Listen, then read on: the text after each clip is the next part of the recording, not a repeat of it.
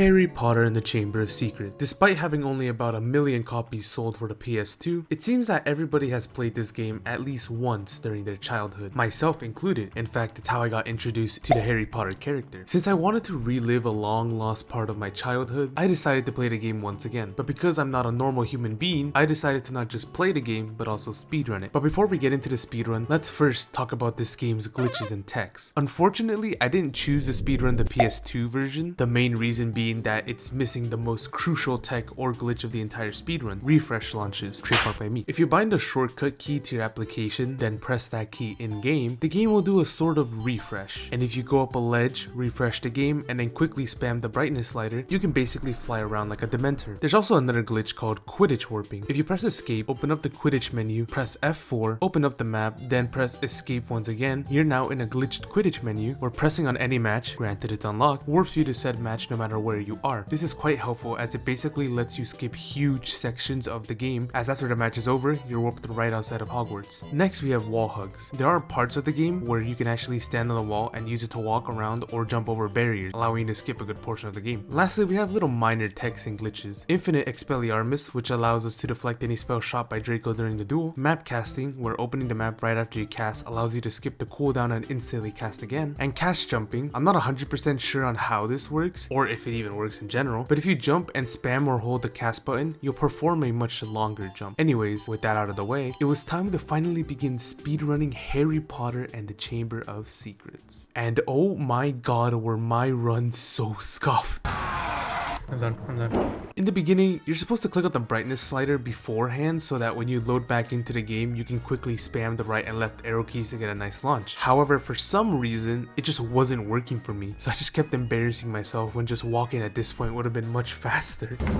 Okay, so scuffed. Would have been faster if I just walked, but whatever. Then when it came time for the refresh launch in the grand staircase, I completely forgot I had to jump and didn't realize until it was too late. No, fuck me. Throw me back. And on my second run, I got a launch, but I guess the game's gravity was turned up to 1 million because I plummeted straight to the cutscene. Then when it came to map casting, my brain would just instantly shut down, causing me to mess up my timing. Oh my god, I'm fucking scuffed at this. During this room's refresh launch, I was supposed to grab onto this ledge, but I guess Harry has butterfingers because I just slipped right off and down into the abyss. And then the second time around, I just slipped and fell into the abyss yet again. Come on, dude. And for the last refresh launch of the Rick December challenge, I just outright missed and died. This was also the point where I accidentally stopped recording during my first run and didn't notice for the next 20 minutes. I stopped recording 8 minutes in? Anyways, during the second refresh launch in the grand staircase, I accidentally went a little too hard. I just ended up dying. I honestly didn't even have to use a launch considering Hermione was only 3 centimeters away. But of course, speedrunning is all about looking cool. Now, when it came to Snape's little torture chamber, I just kept embarrassing myself over and over again. For starters, I kept messing up the first little refresh launch to the point where I just decided to move on normally. But then I missed the easiest jump of my life, causing me to have to restart the entire room. And that wasn't the only one. I also missed this easy ass jump because I thought I could grab onto the ledge. I'm gonna fucking lose it. I'm gonna actually lose it. I'm gonna lose my match. Not once, but twice. Then in the red room, I just couldn't for the life of me hit this little jump and ended up just rage quitting and continuing normally, at least until the next jump, which of course I messed up. Then I went right back into attempting the red room jump, which I ended up hitting at some point, but immediately fell right off. Anyways, at some point I did finish the room, you know, turning a 1 minute room max to about 4 minutes. Then I moved on to my first Quidditch warp, where I was supposed to die as soon as possible, but I ended up letting Draco take the snitch. No shit! Causing me to have to watch a meaningless cutscene longer than all of the movies combined. I get it, for fuck's sakes, I get it. Now I'm in the most important refresh launch in the game, and although I am about 50 light years away and in a different universe, the game still threw me into the cutscene for whatever reason. Why did it force me into it? Then for my next run, I tried again, but I got so nervous as to whether or not I went high enough that I ended up going so high that I just fell down and died. Please, I had it!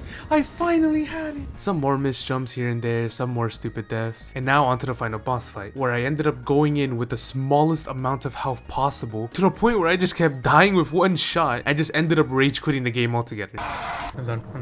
I'm sorry. And yeah, that's basically how scuffed my Chamber of Secret runs have been. Like I said in the last video, this is only a small part in a bigger video that I'm working on. At this point, I'm sure you can already guess what it is, but I don't want to outright say it because, you know, surprise surprises are fun. And yeah, I'm not sure if the next video is gonna be on the Goblet of Fire or if I'm just gonna hold off until I actually finish the bigger video. But then again, that bigger video is gonna take quite a while to finish. I was not expecting it to be as long as it was, even though I think I should have. At this point, it might honestly release by next month. I'm not even sure myself. But if you want to see that, you know, subscribe, stay tuned. But I really want to say thanks to all the subscribers that actually watched my last video and actually didn't unsubscribe. That was honestly a big surprise. I was genuinely expecting to go from 30 to 0 subscribers in one day. I mean, after all, my channel had been dead for about 7 months total. So that actually did make me a lot happier. Thank you, thank you, thank you. If you like this video, like. If you dislike this video, make sure to subscribe. I've been Gilderoy Lockhart. You've been listening to The Radio of Secrets, and Want to trade? We buy in bulk and pass the savings on to you.